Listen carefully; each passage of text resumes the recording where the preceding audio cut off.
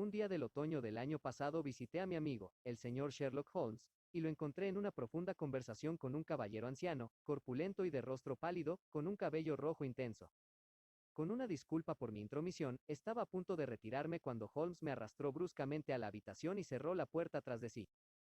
No podría haber llegado en mejor momento, mi querido Watson, dijo cordialmente. Temía que estuvieras ocupado. Así es. Mucho. Entonces puedo esperar en la habitación de al lado. En absoluto. Este caballero, el señor Wilson, ha sido mi compañero y ayudante en muchos de mis casos más exitosos, y no me cabe duda de que me será de gran utilidad también en el suyo. El corpulento caballero se levantó a medias de su silla y saludó con un movimiento de cabeza, con una rápida mirada interrogativa desde sus pequeños ojos rodeados de grasa. Pruebe en el sofá, dijo Holmes, volviéndose a sentar en su sillón y juntando las puntas de los dedos, como era su costumbre cuando estaba de buen humor. Sé, mi querido Watson, que comparte usted mi amor por todo lo que es extraño y está fuera de las convenciones y la monótona rutina de la vida cotidiana. Ha demostrado su gusto por ello con el entusiasmo que le ha llevado a relatar, y, si me disculpa, a embellecer en cierto modo muchas de mis pequeñas aventuras. Sus casos han sido, en efecto, del mayor interés para mí, observé. Recordará usted que el otro día comenté, justo antes de entrar en el sencillísimo problema presentado por la señorita Mary Sutherland, que para conseguir efectos extraños y combinaciones extraordinarias debemos acudir a la vida misma, que es siempre mucho más atrevida que cualquier esfuerzo de la imaginación. Una proposición que me tomé la libertad de dudar. Lo hizo, doctor, pero de todas formas debe aceptar mi punto de vista, porque de lo contrario seguiré acumulando hechos sobre hechos hasta que su razón se derrumbe bajo ellos y reconozca que tengo razón. Ahora bien, el señor Jabez Wilson ha tenido la amabilidad de visitarme esta mañana y de comenzar una narración que promete ser una de las más singulares que he escuchado en algún tiempo. Ya me han oído comentar que las cosas más extrañas y singulares suelen estar relacionadas no con los delitos mayores, sino con los menores, y en ocasiones, de hecho, cuando cabe la duda de si se ha cometido algún delito concreto.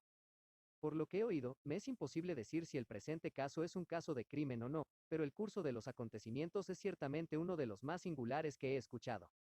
Tal vez, señor Wilson, tendría la gran amabilidad de recomenzar su relato. Se lo pido no solo porque mi amigo el doctor Watson no ha oído la primera parte, sino también porque la peculiar naturaleza de la historia me hace desear tener todos los detalles posibles de sus labios. Por regla general, cuando he oído algún ligero indicio del curso de los acontecimientos, puedo guiarme por los miles de otros casos similares que se me ocurren. En el presente caso me veo obligado a admitir que los hechos son, a mi entender, únicos. El corpulento cliente hinchó el pecho con una apariencia de cierto orgullo y sacó un periódico sucio y arrugado del bolsillo interior de su abrigo. Mientras echaba un vistazo a la columna de anuncios, con la cabeza adelantada y el periódico aplastado sobre su rodilla, eché un buen vistazo al hombre y me esforcé, a la manera de mi compañero, en leer los indicios que pudieran presentar su vestimenta o su aspecto. Sin embargo, no conseguí mucho con mi inspección. Nuestro visitante tenía todas las características de un comerciante británico común y corriente, obeso, pomposo y lento.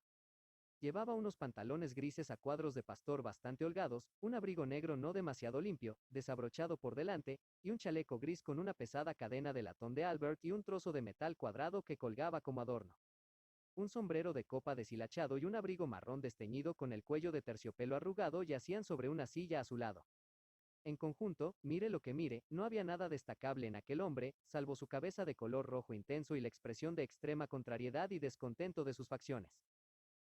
La rápida mirada de Sherlock Holmes se fijó en mi ocupación y sacudió la cabeza con una sonrisa al notar mis miradas interrogantes. Aparte de los hechos obvios de que ha realizado alguna vez trabajos manuales, que toma rapé, que es masón, que ha estado en China y que últimamente ha escrito bastante, no puedo deducir nada más.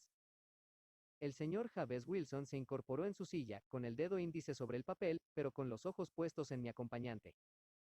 ¿Cómo, en nombre de la buena suerte, supo usted todo eso, señor Holmes? Preguntó.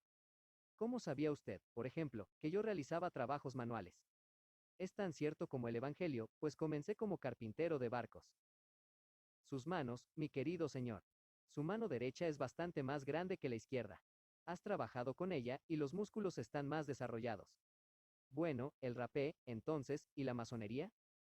No voy a insultar tu inteligencia diciéndote cómo he leído eso, especialmente porque, bastante en contra de las estrictas reglas de tu orden, usas un peto de arco y compás. Ah, por supuesto, lo había olvidado. ¿Pero la escritura? ¿Qué otra cosa puede indicar ese puño derecho tan reluciente por 5 pulgadas, y el izquierdo con el parche liso cerca del codo donde lo apoya sobre el escritorio? Bueno, pero China, el pez que tienes tatuado inmediatamente por encima de la muñeca derecha solo podría haber sido hecho en China. He hecho un pequeño estudio de las marcas de tatuajes e incluso he contribuido a la literatura del tema. Ese truco de teñir las escamas de los peces de un delicado color rosa es bastante peculiar de China. Cuando, además, veo una moneda china colgada de la cadena de su reloj, el asunto se simplifica aún más. El señor Jabez Wilson se rió con fuerza. Bueno, yo nunca, dijo.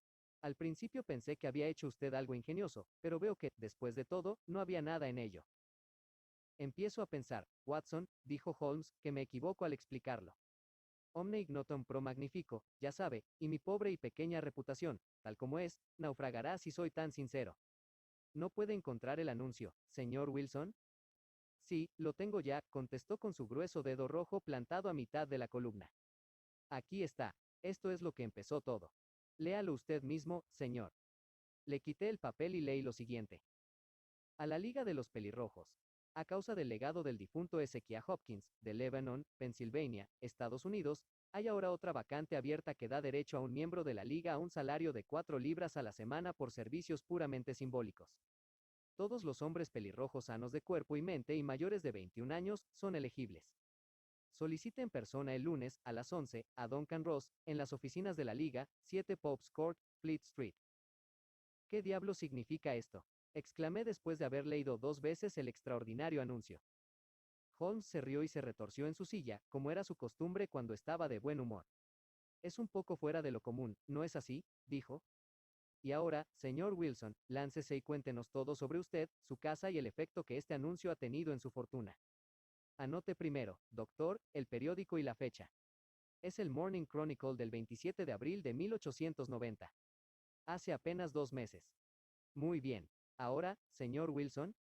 Bueno, es tal como se lo he contado, señor Sherlock Holmes, dijo Jabez Wilson, secándose la frente, tengo un pequeño negocio de empeño en Coburg Square, cerca de la City.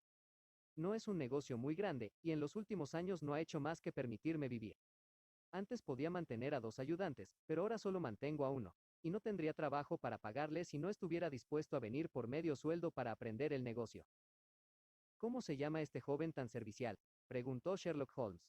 Se llama Vincent Spalding, y tampoco es tan joven. Es difícil decir su edad. No desearía un ayudante más inteligente, señor Holmes, y sé muy bien que podría superarse y ganar el doble de lo que yo puedo darle. Pero, después de todo, si él está satisfecho, ¿por qué habría de meterle ideas en la cabeza? Porque, en efecto, parece usted muy afortunado por tener un empleado que se encuentra por debajo del precio de mercado. No es una experiencia común entre los empresarios de esta época.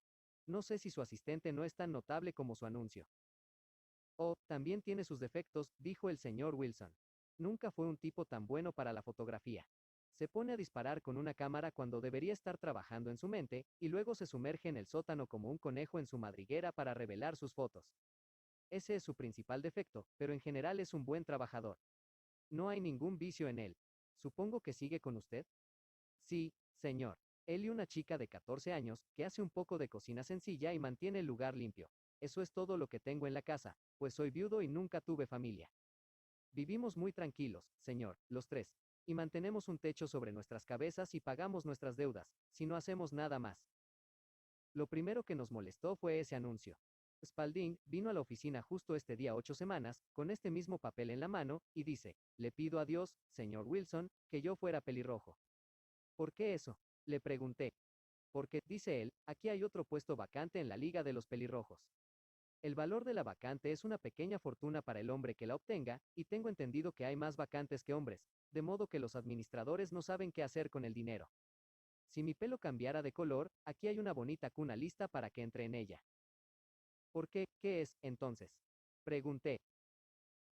Verá, señor Holmes, yo soy un hombre muy hogareño, y como mi negocio vino a mí en vez de tener que ir a él, a menudo estuve semanas enteras sin poner el pie sobre el felpudo.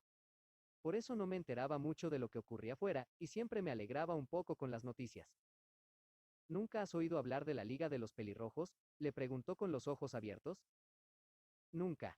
Vaya, me extraña, porque tú mismo eres elegible para una de las vacantes. ¿Y cuánto dinero valen?, pregunté. O, simplemente un par de cientos al año, pero el trabajo es ligero, y no tiene que interferir mucho con las otras ocupaciones. Bueno, puedes pensar fácilmente que eso me hizo levantar las orejas, ya que el negocio no ha sido muy bueno desde hace algunos años, y un par de cientos extra habrían sido muy útiles. Cuéntamelo todo, dije. Bueno, dijo, mostrándome el anuncio, puedes ver por ti mismo que la liga tiene una vacante, y ahí está la dirección donde debes solicitar los detalles. Por lo que he podido averiguar, la liga fue fundada por un millonario americano, Ezekiah Hopkins, que era muy peculiar en sus costumbres. Él mismo era pelirrojo, y sentía una gran simpatía por todos los hombres pelirrojos. Así que, cuando murió, se descubrió que había dejado su enorme fortuna en manos de fideicomisarios, con instrucciones de aplicar los intereses a la provisión de camas sencillas a los hombres con el cabello de ese color. Por lo que he oído, es una paga espléndida y muy poco que hacer. Pero, dije yo, habría millones de hombres pelirrojos que lo solicitarían. No tantos como usted cree, respondió. Verá que en realidad se limita a los londinenses y a los hombres adultos. Este americano había salido de Londres cuando era joven, y quería hacer un buen favor a la vieja ciudad. Por otra parte, he oído que no sirve de nada que te presentes si tu pelo es rojo claro, o rojo oscuro, o cualquier otra cosa que no sea un rojo brillante y ardiente.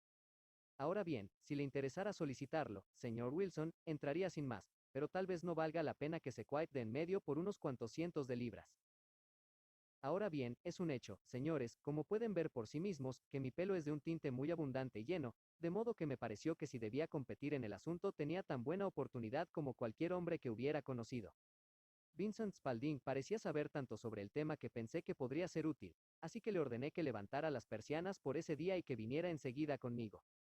Él estaba muy dispuesto a tener unas vacaciones, así que cerramos el negocio y nos pusimos en marcha hacia la dirección que se nos había dado en el anuncio. No espero que vuelva a ver un espectáculo así, señor Holmes.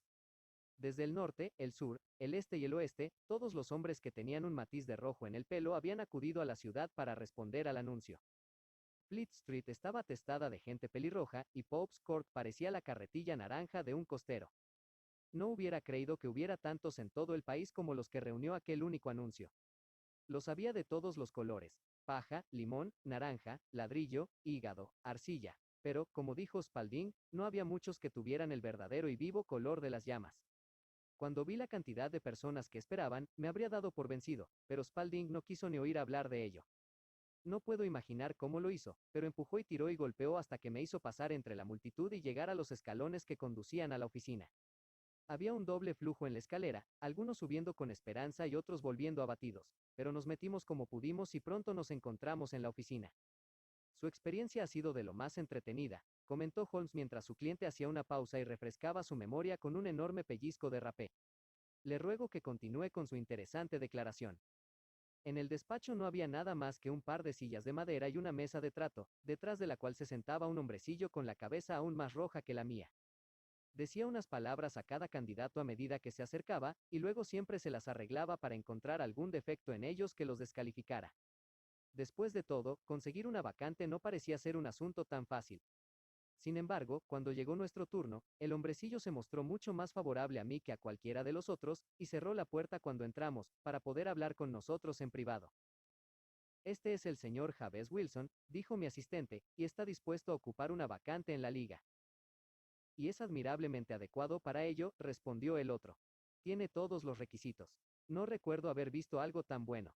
Dio un paso hacia atrás, ladeó la cabeza y me miró el pelo hasta que me sentí bastante avergonzado. Luego, de repente, se lanzó hacia adelante, me apretó la mano y me felicitó calurosamente por mi éxito. Sería una injusticia dudar, dijo. Sin embargo, estoy seguro de que me disculpará por tomar una precaución obvia. Con esto, me agarró el pelo con las dos manos y tiró de él hasta que grité de dolor. Tienes los ojos llenos de lágrimas, dijo al soltarme. Percibo que todo es como debería ser. Pero tenemos que tener cuidado, porque nos han engañado 2 veces con pelucas y una vez con pintura. Podría contarle historias de cera de zapatero que le repugnarían a la naturaleza humana. Se acercó a la ventana y gritó a través de ella con toda su voz que la vacante estaba cubierta. Se oyó un gemido de decepción desde abajo, y toda la gente se alejó en distintas direcciones hasta que no se vio más pelirrojo que el mío y el del gerente. Mi nombre, dijo, es el señor Duncan Ross, y yo mismo soy uno de los pensionistas del fondo dejado por nuestro noble benefactor. ¿Es usted un hombre casado, señor Wilson? ¿Tiene usted familia? Respondí que no. Su cara cayó inmediatamente. Caramba, dijo gravemente, eso es muy grave. Lamento oírle decir eso. El fondo estaba destinado, por supuesto, a la propagación y difusión de los pelirrojos, así como a su manutención. Es muy desafortunado que usted sea soltero. Mi cara se alargó ante esto, señor Holmes, pues pensé que, después de todo, no iba a tener la vacante, pero después de pensarlo durante unos minutos dijo que no habría problema. En el caso de cualquier otra persona, dijo, la objeción podría ser fatal, pero debemos hacer un esfuerzo a favor de un hombre con una cabellera como la suya. ¿Cuándo podrá usted empezar a desempeñar sus nuevas funciones? Bueno, es un poco incómodo, porque ya tengo un negocio, dije. Oh, no se preocupe por eso, señor Wilson, dijo Vincent Spalding. Yo podría ocuparme de eso por usted.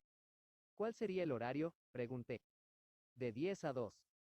Ahora bien, el negocio de un prestamista se hace sobre todo por la noche, señor Holmes, especialmente los jueves y viernes por la noche, que es justo antes del día de pago, así que me vendría muy bien ganar un poco por las mañanas. Además, sabía que mi ayudante era un buen hombre y que se encargaría de todo lo que surgiera. Eso me vendría muy bien, dije. ¿Y la paga?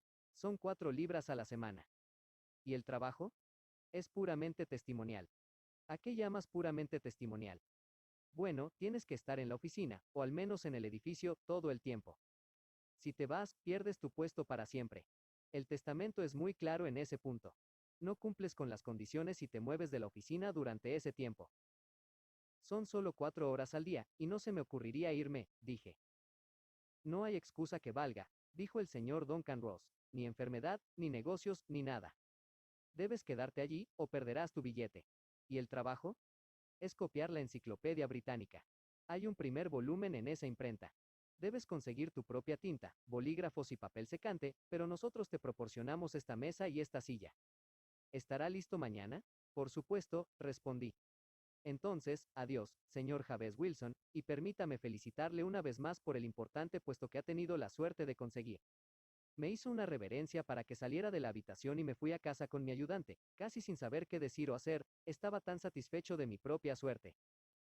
Estuve pensando en el asunto durante todo el día, y por la noche volví a tener el ánimo por los suelos, ya que me había convencido de que todo el asunto debía ser un gran engaño o fraude, aunque no podía imaginar cuál era su objetivo. Parecía imposible creer que alguien pudiera hacer semejante testamento, o que pagara semejante suma por hacer algo tan simple como copiar la Enciclopedia Británica. Vincent Spalding hizo lo que pudo para animarme, pero a la hora de acostarme ya me había desanimado. Sin embargo, por la mañana decidí echarle un vistazo de todos modos, así que compré un frasco de tinta de 1 centavo y, con una pluma y 7 hojas de papel de imprenta, me dirigí a Pope's Court. Para mi sorpresa y deleite, todo estaba tan bien como era posible. La mesa estaba preparada para mí, y el señor Duncan Ross estaba allí para ver que me ponía a trabajar. Me puso a trabajar en la letra A, y luego me dejó, pero pasaba de vez en cuando para ver que todo estaba bien conmigo. A las 2 me dio los buenos días, me felicitó por la cantidad que había escrito y cerró la puerta de la oficina tras de mí. Esto sucedió día tras día, señor Holmes, y el sábado el director vino y me dio 4 soberanos de oro por mi trabajo de la semana. Lo mismo ocurrió la semana siguiente, y lo mismo la siguiente. Todas las mañanas estaba allí a las 10, y todas las tardes me iba a las 2. Poco a poco, el señor Duncan Ross empezó a venir solo una vez por la mañana, y luego, después de un tiempo, no vino en absoluto. Sin embargo, nunca me atreví a dejar la habitación ni un instante, porque no estaba seguro de cuándo podría venir, y el puesto era tan bueno y me convenía tanto que no quería arriesgarme a perderlo. Pasaron así 8 semanas, y yo había escrito sobre los abades y la arquería y la armadura y la arquitectura y el ática, y esperaba con diligencia que podría llegar a la vea antes de mucho tiempo.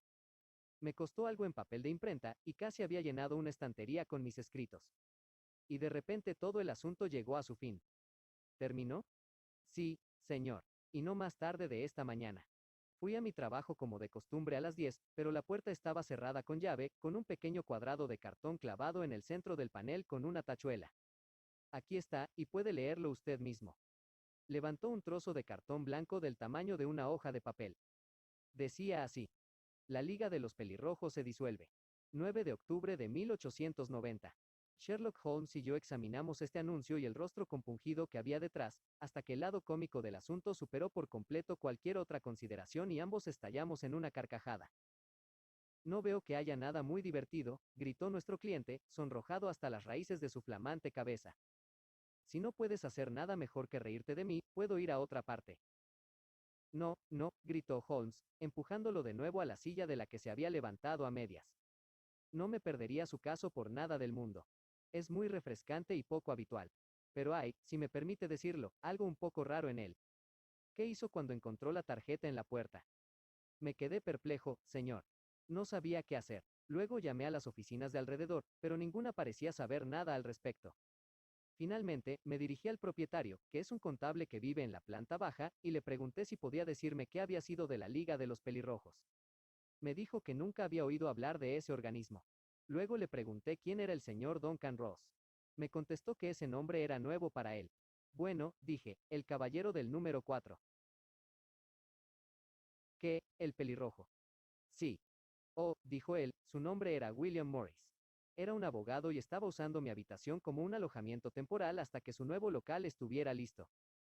Se mudó ayer. ¿Dónde podría encontrarlo? Oh, en sus nuevas oficinas. Me dijo la dirección. Sí, el 17 de King Edward Street, cerca de Street. Paul. Me puse en marcha, señor Holmes, pero cuando llegué a esa dirección era una fábrica de rótulas ortopédicas, y nadie en ella había oído hablar ni del señor William Morris ni del señor Duncan Ross. ¿Y qué hizo entonces? Preguntó Holmes. Me fui a casa, a la plaza de Saxe, Coburg, y seguí el consejo de mi ayudante. Pero él no pudo ayudarme en nada. Solo pudo decirme que si esperaba tendría noticias por correo. Pero eso no era suficiente, señor Holmes. No quería perder una plaza así sin luchar, así que como había oído que usted era lo bastante bueno como para aconsejar a los pobres que lo necesitaban, acudí enseguida a usted. Y ha hecho usted muy sabiamente, dijo Holmes. Su caso es muy notable, y estaré encantado de estudiarlo. Por lo que me ha contado, creo que es posible que se trate de asuntos más graves de lo que parece a primera vista. Suficientemente grave, dijo el señor Jabez Wilson. Vaya, he perdido 4 libras a la semana. En lo que a usted se refiere personalmente, observó Holmes, no veo que tenga ningún agravio contra esta extraordinaria liga. Por el contrario, según tengo entendido, es usted más rico en unas 30 libras, por no hablar de los minuciosos conocimientos que ha adquirido sobre todos los temas que aparecen bajo la letra A. No ha perdido nada con ellos. No, señor. Pero quiero saber sobre ellos, quiénes son y cuál era su objetivo al gastar esta broma, si es que era una broma, contra mí.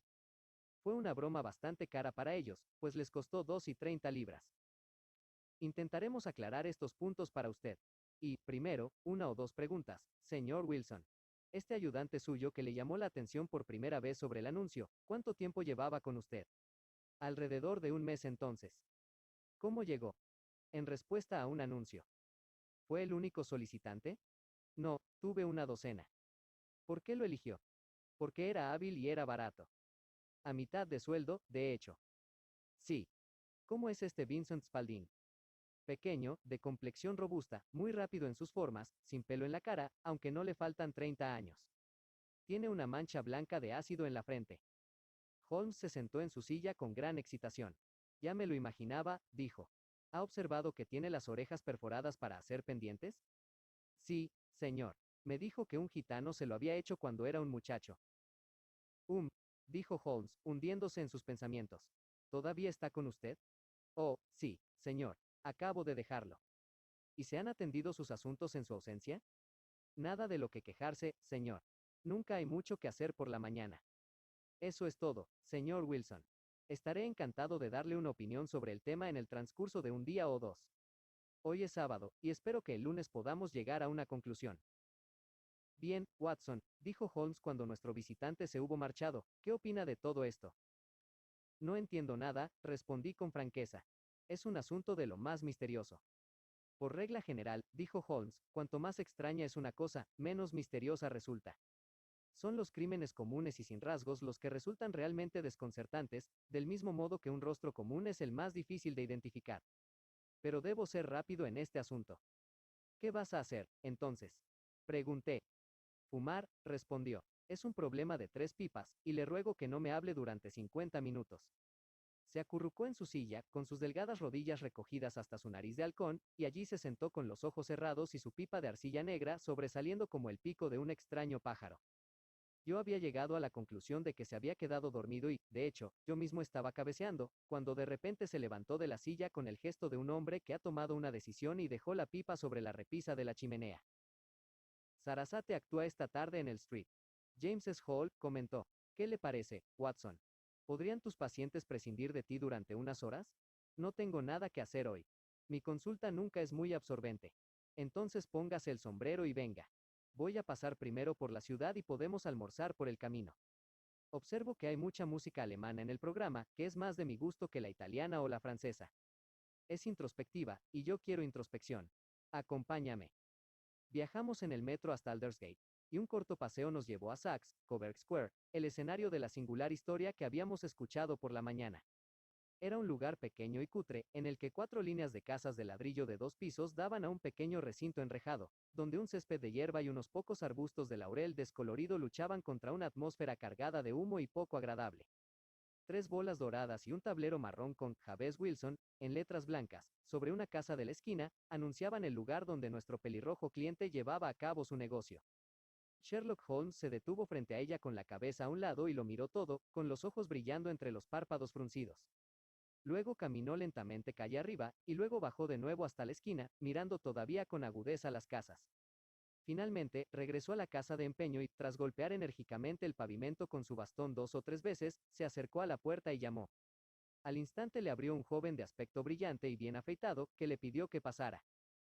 Gracias, dijo Holmes, solo quería preguntarle cómo iría de aquí al Strand. Tercera a la derecha, cuarta a la izquierda, respondió el ayudante con prontitud, cerrando la puerta. Un tipo inteligente, observó Holmes mientras nos alejábamos. Es, a mi juicio, el cuarto hombre más inteligente de Londres, y por atrevimiento no estoy seguro de que no tenga derecho a ser el tercero. He conocido algo de él antes. Evidentemente, dije yo, el asistente del señor Wilson tiene mucho que ver con este misterio de la Liga de los Pelirrojos. Estoy seguro de que usted ha investigado su camino simplemente para poder verlo. A él no. Entonces, ¿qué? Las rodillas de sus pantalones. ¿Y qué viste? Lo que esperaba ver. ¿Por qué golpeaste el pavimento? Mi querido doctor, este es un momento para observar, no para hablar. Somos espías en un país enemigo. Sabemos algo de The Saks, Coburg Square. Exploremos ahora las partes que se encuentran detrás de ella. La calle en la que nos encontrábamos al doblar la esquina de la retirada Saks, Coburg Square presentaba un contraste tan grande con ella como el frente de un cuadro con el fondo. Era una de las principales arterias que conducían el tráfico de la ciudad hacia el norte y el oeste. La calzada estaba bloqueada por la inmensa corriente de comercio que fluía en una doble marea hacia el interior y el exterior, mientras que las aceras estaban ennegrecidas por el apresurado enjambre de peatones.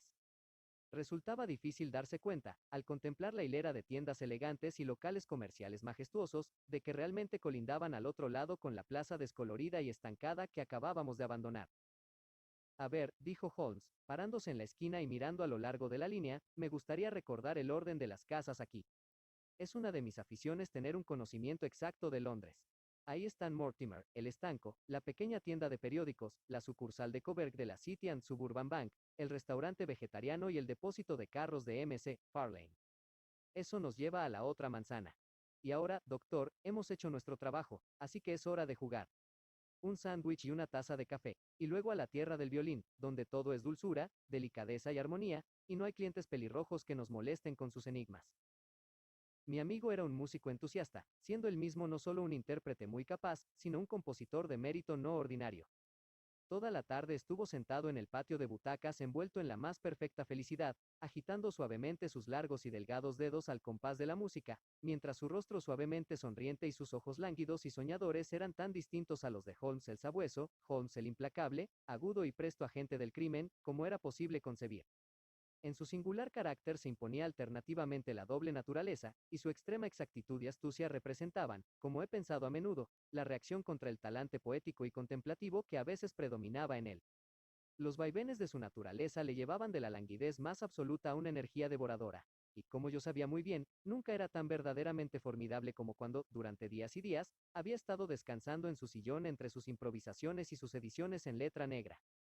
Entonces le invadía de repente el ansia de persecución, y su brillante capacidad de razonamiento se elevaba al nivel de la intuición, hasta que los que no conocían sus métodos le miraban con recelo como a un hombre cuyos conocimientos no eran los del resto de los mortales. Cuando le vi aquella tarde tan enfrascado en la música del street James S. Hall, sentí que un mal momento podía estar llegando a aquellos a los que se había propuesto dar caza. Sin duda quieres ir a casa, doctor, comentó cuando salimos. Sí, sería lo mejor. Y tengo algunos asuntos que hacer que me llevarán algunas horas. Este asunto de la Coburg Square es serio. ¿Por qué serio? Se está contemplando un crimen considerable. Tengo todas las razones para creer que llegaremos a tiempo para detenerlo. Pero el hecho de que hoy sea sábado complica bastante las cosas. Necesitaré su ayuda esta noche. ¿A qué hora? Las 10 es suficiente. Estaré en Baker Street a las 10. Muy bien. Y, digo, doctor, puede haber algún pequeño peligro, así que tenga la amabilidad de guardar el revólver del ejército en tu bolsillo. Agitó la mano, giró sobre sus talones y desapareció en un instante entre la multitud. Confío en no ser más denso que mis vecinos, pero siempre me oprimió la sensación de mi propia estupidez en mis relaciones con Sherlock Holmes. Aquí había oído lo que él había oído, había visto lo que él había visto y, sin embargo, de sus palabras se desprendía que él veía claramente no solo lo que había sucedido, sino lo que estaba a punto de suceder, mientras que para mí todo el asunto seguía siendo confuso y grotesco. Mientras me dirigía a mi casa de Kensington pensé en todo, desde la extraordinaria historia del copiador pelirrojo de la enciclopedia hasta la visita a Saks, Coburg Square, y las ominosas palabras con las que se había despedido de mí. ¿Qué era esta expedición nocturna y por qué debía ir armado? ¿A dónde íbamos y qué íbamos a hacer?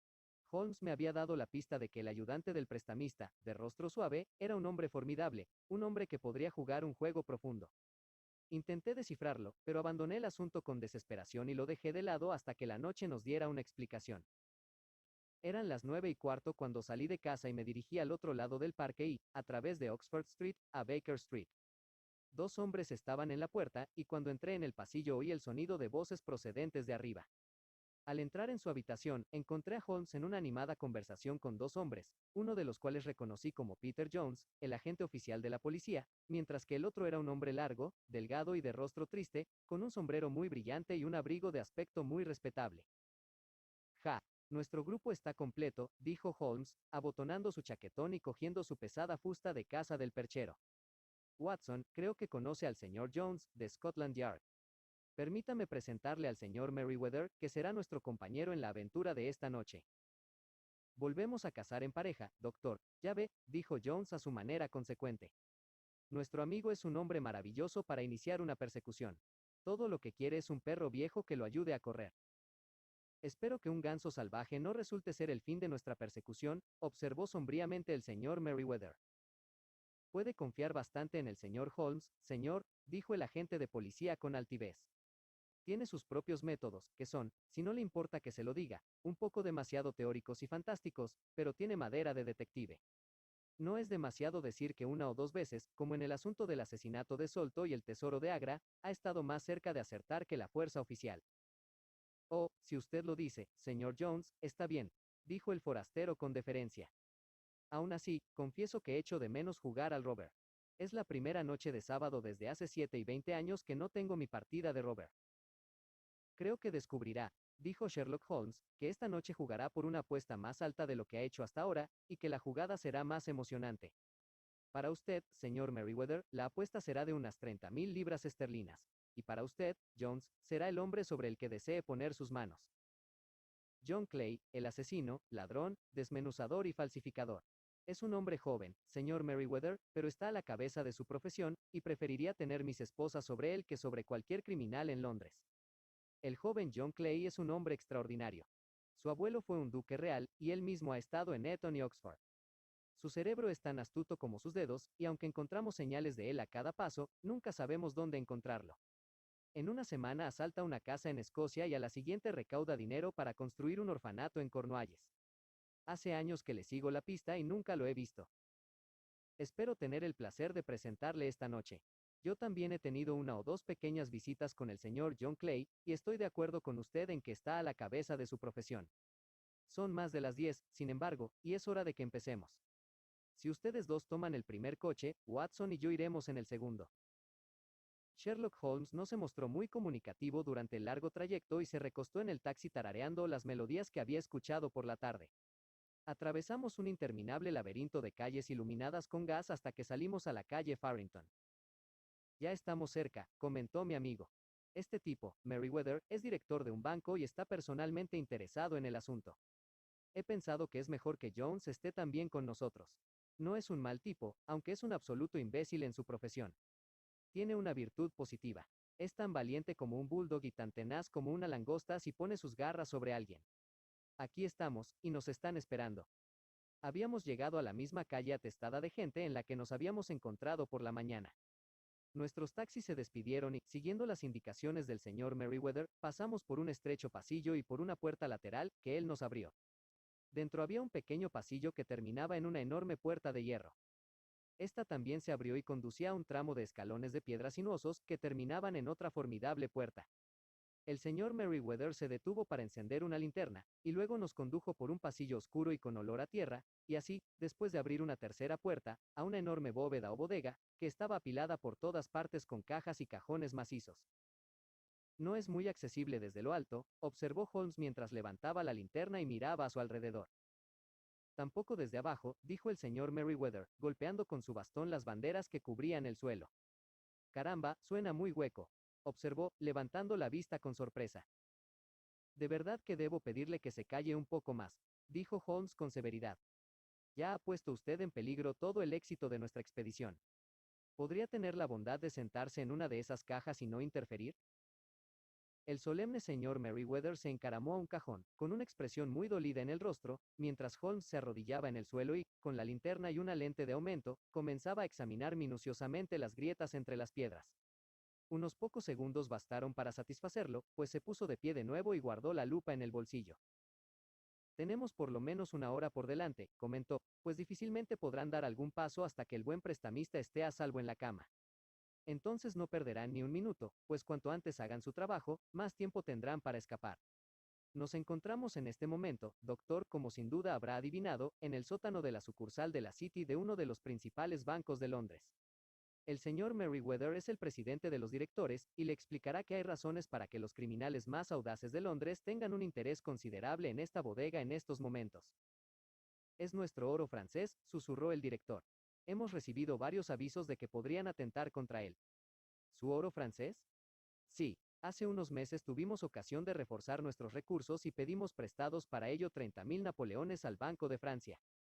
Se ha sabido que nunca hemos tenido ocasión de desembolsar el dinero y que todavía está en nuestro sótano. El cajón sobre el que me siento contiene 2.000 napoleones empaquetados entre capas de papel de plomo.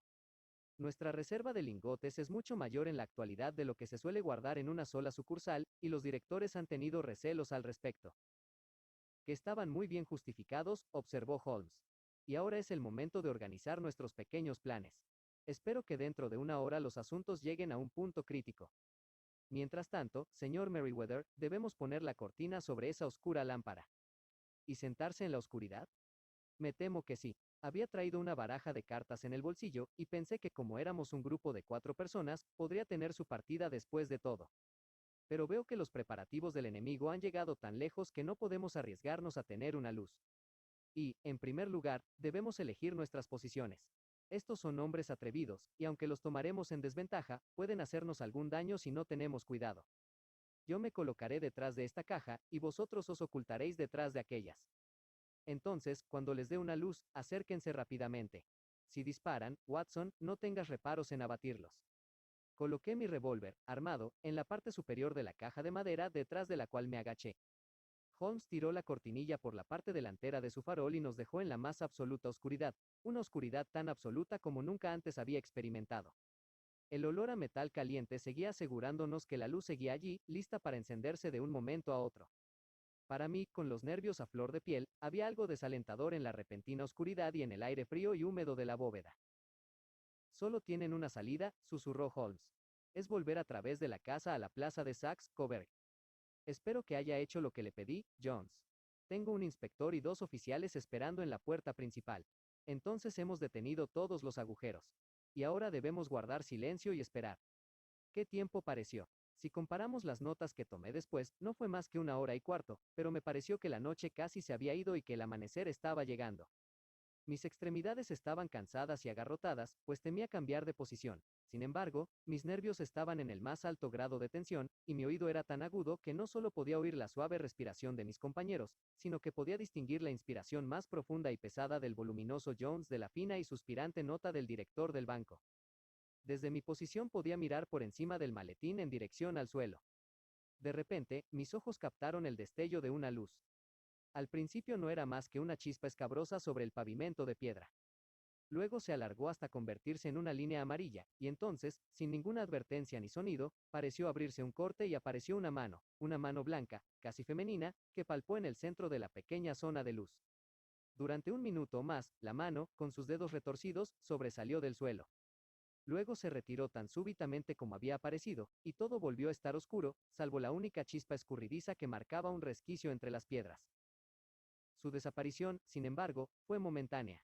Con un sonido desgarrador, una de las anchas y blancas piedras se volcó sobre su lado y dejó un agujero cuadrado y abierto, a través del cual fluía la luz de una linterna. Por encima del borde se asomó un rostro limpio y juvenil, que miró atentamente a su alrededor y luego, con una mano a cada lado de la abertura, se acercó a la altura de los hombros y de la cintura, hasta que una rodilla se apoyó en el borde. En otro instante se situó al lado del agujero y arrastró tras de sí a un compañero, ágil y pequeño como él, con la cara pálida y un mechón de pelo muy rojo. Está todo despejado, susurró. ¿Tienes el cincel y las bolsas? Grant Scott.